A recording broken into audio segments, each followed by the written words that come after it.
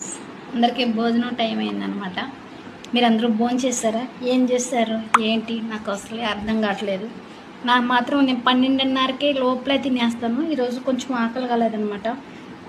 ఎందుకంటే ఈ మధ్య అంతా బయట వెళ్ళాం కదా, దేవస్థలం వెళ్ళాం కదా, కొంచెం ఆకలి కాలేదనమాట. ఆకలి కాకపోవడం ఒక 10 రోజుల నుంచి నాకు సరిగ్గా ఆకలి కావట్లేదనమాట.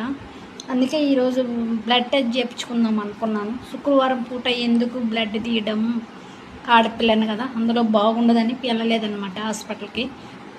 రేపు వెళ్దామని అనుకుంటున్నాను. బ్లడ్ చాలా తక్కువ ఉంది అనుకుంటున్నాను నేను. చాలామంది కూడా అంటున్నారు మీ బ్లడ్ చాలా తక్కువ ఉంది మేడం, బ్లడ్ కావాలంటే మేము ఇస్తామని రైల్వే ఎంప్లాయీ మాత్రం చెప్పగలుగుతున్నారు. అంటే నా మొహం చూసే చెప్తున్నారు అనమాట వాళ్ళు ఇన్స్టాలో. మేడం మీకు బ్లడ్ కావాలంటే మేము ఇస్తాం, మీదే గ్రూప్ అని అడుగుతున్నారు. థ్యాంక్ యూ వెరీ మచ్ అండి. భగవంతుడి దీవెన ఎంతో, మీ దీవెన కూడా అవసరం. మీరు ఆ మాట అనడమే నాకు ఆనందం అనిపిస్తుంది. మీకు ₹1,00,00,000 ఇచ్చినా అంత ఆనందం రాదు. మీరు ఆ మాట అన్నప్పుడు నాకు చాలా ఆనందం వస్తుంది సార్. మీ వైఫ్ కానీ, మీ పిల్లలు కానీ, మీరు కానీ చాలా మంచిగా మాట్లాడతారు. సిస్టర్ అయితే మాట్లాడేటప్పుడు మీరు ఎవరితో మాట్లాడుతున్నారు అని ఒక్క మాట అడగదు సార్ని. మీరు సెంట్రల్ గవర్నమెంట్ అయ్యి కూడా ఒక చదువుకొని ఒక జాబ్ చేసే వ్యక్తి ఇంత మానవతతో మాట్లాడడం నాకు చాలా బాగా నచ్చుతుంది. Thank you very much sir. Thank you God. మీరు బ్లడ్ ఇస్తానన్నందుకే నాకు కండలో నీళ్ళు కదిలినాయి. నిజంగా మీరు ఇస్తే నేను ఇంకా ఎంత ఇది పడతానో నాకు తెలీదు. Thank you very much. అందుకే రేపు పెళ్ళి చెకప్ చేయించుకుందాం అనుకుంటున్నాను. ఇప్పుడు మా హస్బెండ్ ఏం చెప్పారంటే, బయట వెళ్ళొచ్చావు, నీకు ఆకలి కాలేదు, హెల్త్ బాగాలేదేమో, ఒకసారి నేను చెప్పినట్టు ఫుడ్ రెడీ చేసుకొని తిను అని చెప్పారనమాట. అందుకనే ఫుడ్ రెడీ చేశాను. ఏం ఫుడ్ అని అడుగుతారా? పులగావ అన్నం, పల్లీలు పచ్చడి చూపించాను చూడండి.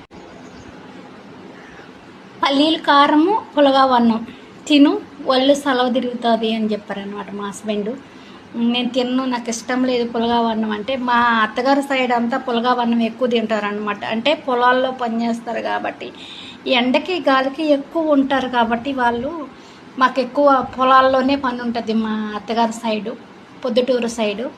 ఇంకా మాకు పొద్దున్న నిద్ర లేస్తే పొలాల్లోనే ఉంటారు కాబట్టి పులగావ అన్నం చేసుకొని శనక్కాయల కారం చేసుకొని తింటారు. అలా అని మా హస్బెండ్ ఏమంటే, నువ్వు ఈరోజు ఆ అన్నం రెడీ చేసుకొని పల్లీలు పచ్చడి చేసుకొని తినాలి అన్నారు. నీకు ఇష్టం ఉన్నా ఇష్టం లేకపోయినా తినాలి, నీకు ఒళ్ళు వేడి చేసినట్టు ఉంది, అందుకే నీకు ఆకలి కావట్లేదు, తినాలి ఖచ్చితంగా అన్నారనమాట. మా హస్బెండ్ మాట ఇంకా తప్పకూడదు కాబట్టి తప్పకుండా చేశానమాట. అందుకే కొంచెం ఆకలి కూడా ఇంత టైం దాకా ఉండను అనమాట, భిన్న తినేస్తూ ఉంటాను. మీరు అందరూ రండి. Insta family, YouTube family, Facebook family, అన్ని ఫ్యామిలీలకి సంబంధించిందనమాట నేను చేసే ఫుడ్. తప్పకుండా రండి, మీకు కూడా ఒకరోజు చేసి పెడతా, ఓకేనా? చూడండి ఎలాగుంటుందో, ఒకరోజు తిని పెడతా చూడండి. దండి తినండి ప్లీజ్ అండి. సూపర్గా ఉంది. ఎలా ఉందంటే పాలు, నెయ్యి, ఎన్ను అన్నీ కలిపి పెడితే ఏమవుతుందంటే అదే పులగావ అన్నం. సూపర్గా ఉంది. చూస్తే ఇంగురించి నాకైతే ఇటు చూస్తుంటే మల్లెపూలు చూసినట్టుంది. ఎందుకంటే కదా పొడిగా ఇలాగ చూడు, నేను ఎప్పుడు ఇలాగ అంటున్నాను అనమాట. ఎందుకంటున్నానంటే అంత సుమెత్తంగా ఉందన్నమాట.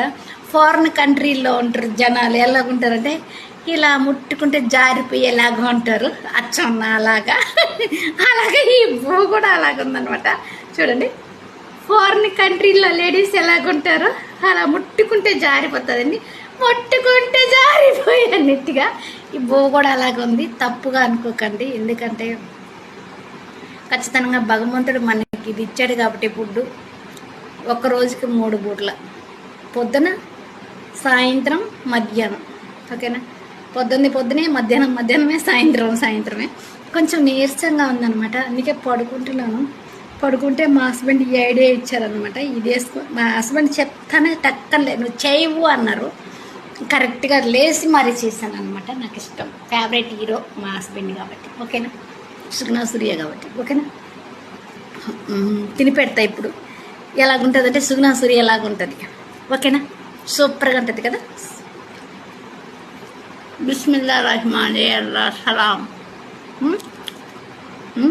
అల్లా కన్నం చేశాడు. సూపర్గా ఉంది. లాజం అల్లా చూసినాడు, అల్లా చూస్తే ఇంకా రుచి ఎక్కువ ఉంటుంది అనమాట. బిస్మిల్లా రెహమాన్ ఏ అల్లా అస్సలాం. అలవాటు అయిపోయింది ఫారిన్ కంట్రీలో ఉండి. అప్పుడు అలాగా అనుకుంటూ ఉంటాం కదా, వంట చేసేటప్పుడు, ఇంట్లో వర్క్ చేసేటప్పుడు అలా అనుకుంటూ ఉంటాము. అదే అలవాటు అయిపోయింది. కానీ ఇన్నేళ్ళైనా మా మరుపు రాదు, కొంచెం గుర్తే ఉంటుంది. సూపర్గా ఉంది. ఇది దండిగా కాదండి, ఫుడ్ కొలత ప్రకారమే. ఎక్కువ అనుకున్నారు, ఎక్కువ తీసుకోనిలే, నేను పొట్ట పట్టినంత తీసుకున్నాను, పరిమితం అనమాట. కొలత ప్రకారం ఫుడ్ ఇది, ఓకేనా. దీంట్లో 2 మిరియాలు వేసుకున్నా బాగుంటుంది, ఎందుకంటే ఆరోగ్యానికి మంచిది. పెసరపప్పు నానబెట్టుకొని, బియ్యం నానబెట్టుకొని 2 బాగా కడిగేసి, మిరియాలు ఒక 5-6 బాగా కడిగేసి, ఒక 10 వరకు కడిగేసి దీంట్లో వేసుకుంటే సూపర్గా ఉంటుంది. మిరియాలు వేసుకున్నా హెల్త్కి మంచిది కాబట్టి నేను ఇప్పుడు మిరియాలు వేయలేదనమాట. ఇది మాత్రం వేయించి పెసరపప్పు వేసాను అనమాట, పచ్చిది కూడా కాదు.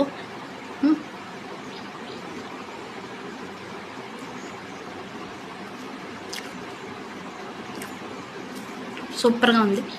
ఉంగరంతో తిందామా అనిపించాలి, కానీ తినకూడదు, తప్పది. ఎందుకంటే పొట్ట వచ్చేస్తుంది, దాన్ని కంట్రోల్ చేయడానికి మళ్ళీ ఊరుతరం కాదు, సాప్రెస్తరం ఒకటి అవుతుంది.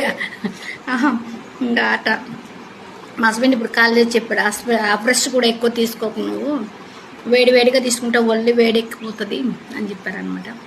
ఈ మధ్య ఫ్రెష్ కూడా చల్లనీళ్ళల్లో తాగలుగుతున్నాను, ఎండలకు తట్టుకోలేక. మొన్న ఇటు పోయాను కదా దేవస్థలం, టీ తాగాను, సుడిపేదేం ఎలా కాలిందో.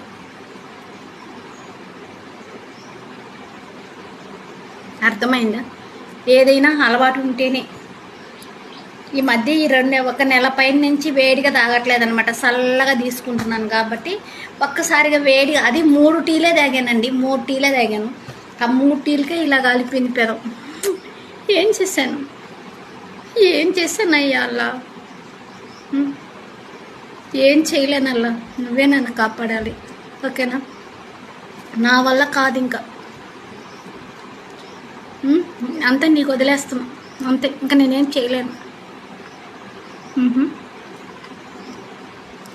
అంటే ఈ పులగ అన్నానికి పల్లీలు చట్నీ ఎలా ఉంటుందంటే గుద్దినట్టు ఉంది, సూపర్గా ఉందన్నమాట. మీది కూడా ఒకసారి రైల్వే కోడూరులో ఉన్నవాళ్ళు, తెలియని వాళ్ళు, పల్లీల్లో ఉన్నవారు, ఇంకటిరెడ్డిపల్లి, జంగటివారిపల్లి, ఇలా పల్లెల్లో ఉన్నవారు ఇలా చేసుకొని తినండి, ఎండకి తిరిగేవాళ్ళు, బాగుంటుంది.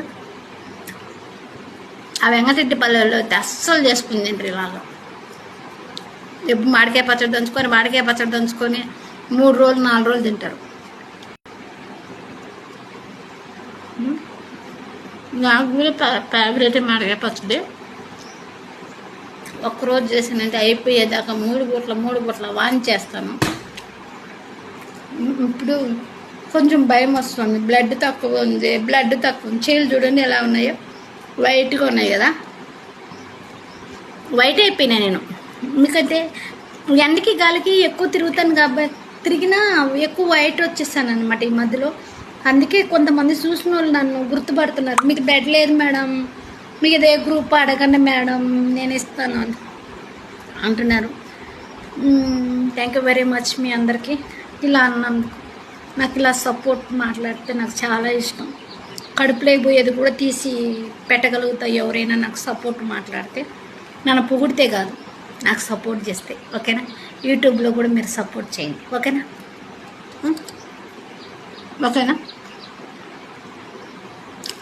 యూట్యూబ్లో మీ సపోర్ట్ నాకు కావాలి.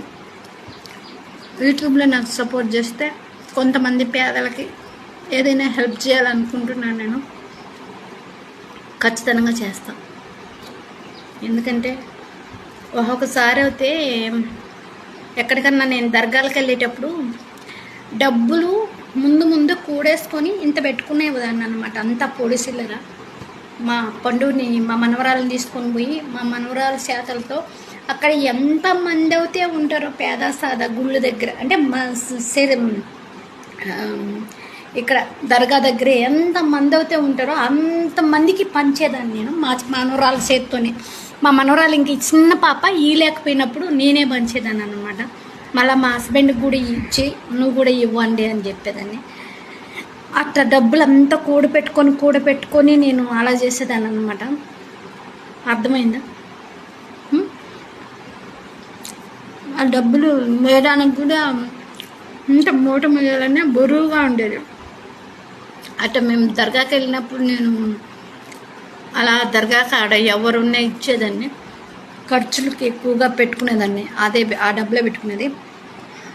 దర్గా కాడ ఇవ్వను ఆ డబ్బులు ఎక్కడిది అంటవా, నాదే డబ్బులు. ఎందుకంటే అది ఆంజనేయుల స్వామి ఇచ్చిన డబ్బులు. మా నాన్న గుడి ఇచ్చాడు, ఆంజనేయుల స్వామి గుడి. ఆ గుడిలో ఏమొచ్చినా నువ్వే తీసుకోవాలి అని చెప్పేవారు. అప్పుడు నాకు ఆ గుళ్ళో వచ్చి డబ్బులు నేనే తీసుకునేదాన్ని. ఏమన్నా వస్తే గుళ్ళో ఇచ్చేసేదాన్ని. అలా డబ్బులంతా ఎత్తిపెట్టుకొని మరి దేవస్థానాలకు వెళ్ళి దేవుళ్ళకి ఇచ్చేదాన్ని. అక్కడ ఎవరైతే ప్రజలు ఉంటారో, ఎవరైతే ఉంటారో అక్కడ అడుక్కునే వాళ్ళని అనకూడదు, ఎందుకంటే తప్పు, అది కూడా తప్పే. ఆ మాట అనడం, వాళ్ళ సిచ్యువేషన్ ఎలాగుందో, వాళ్ళు ఆ పరిస్థితికి ఎందుకు వచ్చారు, వాళ్ళ పిల్లలు చూడక, వాళ్ళకి వసతి లేక వచ్చి ఉంటారు కాబట్టి మనం అడుక్కునే వాళ్ళు అనడం తప్పు అనమాట. అలాంటి వాళ్ళకి దానం చేసేదాన్ని నేను. ఆంజనేయుల స్వామి కాడ వచ్చిన డబ్బులు చాలా వరకే ఏ గుడికి వెళ్ళినా ఆ డబ్బులే పంచేదాన్ని. నేను కష్టపడి సంపాదించింది అది కూడా. ఆంజనేయుల స్వామి ఇచ్చినా నేను కష్టపడింది. ఎందుకంటే పొద్దున 7 గంటలకు గుళ్ళే పోతే సాయంత్రం 5-5:30కి నేను బయటకు వస్తాను. కర్పూరం వాసన, కడ్డీలు పోగా, బయట 10 నిమిషాలు కూర్చునేదానికి ఉండదు. చెమటలు కారిపోతూ ఉంటాయి. జనాలు వస్తూనే ఉంటారు, భోజనం టయానికి వస్తూనే ఉంటారు. భోజనం చేయకుండా మరీ నేను పూజ చేసి, అంటే ఆ గుళ్ళో పూజారి నేనేనమాట. అందుకు నేను అంత చేసి ఆడ వచ్చిన డబ్బులు తీసుకొని దానం చేసేదాన్ని. ఇప్పుడు వెళ్ళట్లేదనమాట. మొన్న కార్తీక మాసం నుంచి మానేశాను. నాకు మా నాన్న గుర్తొస్తున్నాడు, మానేశాను అనమాట. అడుగుతున్నారు, ఎందుకు మానేశారు మేడం, మీరు గుడికి రావట్లేదు, మీరుంటే మాకు ఆనందంగా ఉంది, మీరు లేకపోతే మాకు ఆడ ఏదో అయిపోయినట్టు ఉంది మేడం, మీరు రావచ్చు కదా అంటున్నారు చాలామంది తెలియని వాళ్ళు. వాళ్ళందరికీ ఒకటే చెప్పాలనుకుంటున్నా, ఆడికి వస్తే మా నాన్న జ్ఞాపకాలు ఉంటాయి, అందుకే రాట్లా. ఎవరు ఏమనట్లా, ఎవరు కొట్లాడుకోవట్లా, గుద్దులాడుకోవట్లేదు. కొంతమంది కొట్లాడుకున్నారా అని అడుగుతున్నారు, అదంతా ఏం లేదు, నేనే రావట్లేదు. ఓకేనా? థ్యాంక్ యూ వెరీ మచ్ మీ అందరికీ. చూడండి ఈ రీల్స్.